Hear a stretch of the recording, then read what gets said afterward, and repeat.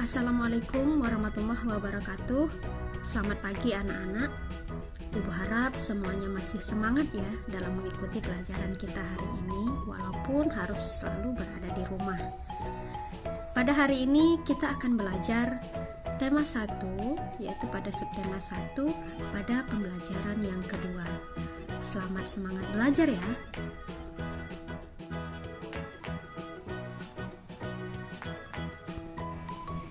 Salah satu ciri makhluk hidup adalah bergerak. Bergerak artinya berpindah dari satu tempat ke tempat lainnya. Makhluk hidup dapat bergerak dengan cara yang berbeda-beda. Manusia berjalan menggunakan kaki, ikan berenang dengan siripnya, dan cicak bergerak dengan merayap di dinding. Nah, anak-anak, apakah tumbuhan juga bergerak? Benar sekali.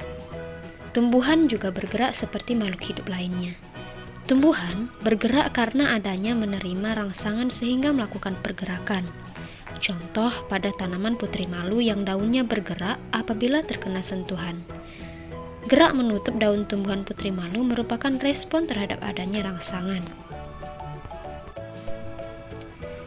Ciri makhluk hidup selanjutnya adalah makhluk hidup dapat bernapas. Bernapas artinya kegiatan menghirup gas oksigen dan mengeluarkan gas karbon dioksida. Alat pernapasan makhluk hidup berbeda-beda loh.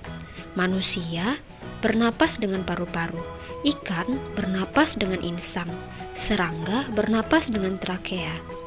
Nah, menurut anak-anak, apakah tumbuhan juga bernapas? Baiklah, jika belum tahu akan Ibu jelaskan. Tumbuhan juga bernafas loh, sama seperti makhluk hidup lainnya. Tumbuhan bernafas melalui mulut daun atau yang disebut dengan stomata. Selanjutnya, makhluk hidup dapat tumbuh dan berkembang. Tumbuh artinya bertambah ukuran tinggi dan beratnya. Anak-anak, ayo kita mengamati.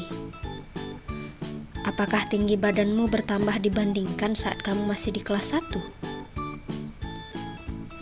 Jika iya, artinya kamu sudah mengalami pertumbuhan. Lalu, pernahkah kamu mengamati pertumbuhan hewan yang ada di sekitarmu, misalnya seperti ayam? Jika pernah, apakah ayam tersebut mengalami pertumbuhan?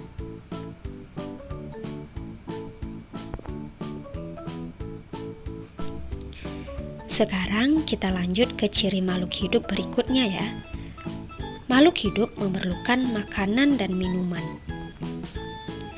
Manusia memerlukan tumbuhan dan hewan untuk makanan.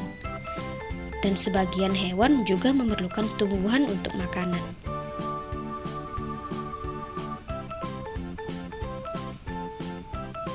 Apakah tumbuhan membutuhkan makanan dan minuman seperti manusia dan hewan?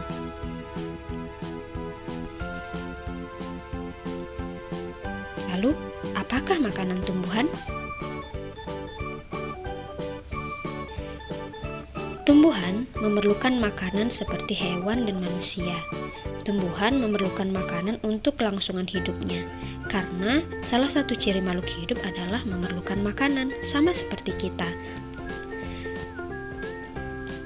Makanan tumbuhan adalah air dan karbon dioksida. Ciri makhluk hidup yang terakhir yaitu makhluk hidup peka terhadap rangsangan. Kepekaan makhluk hidup terhadap rangsangan berbeda-beda. Misalnya, jika pada manusia, jika kita melihat sinar matahari atau sinar yang menyilaukan lainnya, dengan cepat kita akan menutup mata. Apakah kamu pernah mengalami seperti itu? Kemudian, contoh pada tumbuhan, seperti daun putri malu. Daun putri malu akan menutup daunnya jika disentuh. Apakah kamu pernah melakukan itu? Kemudian, pada hewan yaitu kaki seribu. Kaki seribu jika disentuh akan menggulung badannya. Apakah kamu pernah mencobanya? Nah, anak-anak, coba sekarang kalian kerjakan. latihan yang ada pada tampilan gambar ini.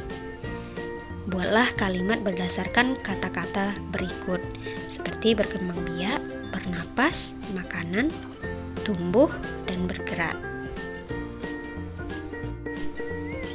Manusia adalah makhluk hidup yang paling sempurna.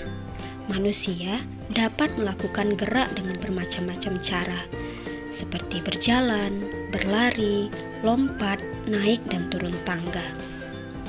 Semua makhluk hidup yang ada di dunia adalah ciptaan Tuhan.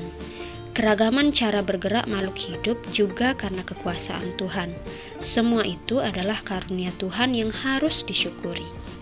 Menjaga kesehatan tubuh merupakan salah satu cara mensyukuri karunia Tuhan. Bersyukur adalah berterima kasih dengan semua yang diberikan Tuhan. Sikap selalu bersyukur adalah salah satu contoh pengamalan sila pertama Pancasila yang berbunyi Ketuhanan Yang Maha Esa. Lambang sila pertama adalah bintang. Lambang ini menunjukkan bahwa bangsa Indonesia menyatakan kepercayaan dan ketakwaan terhadap Tuhan Yang Maha Esa.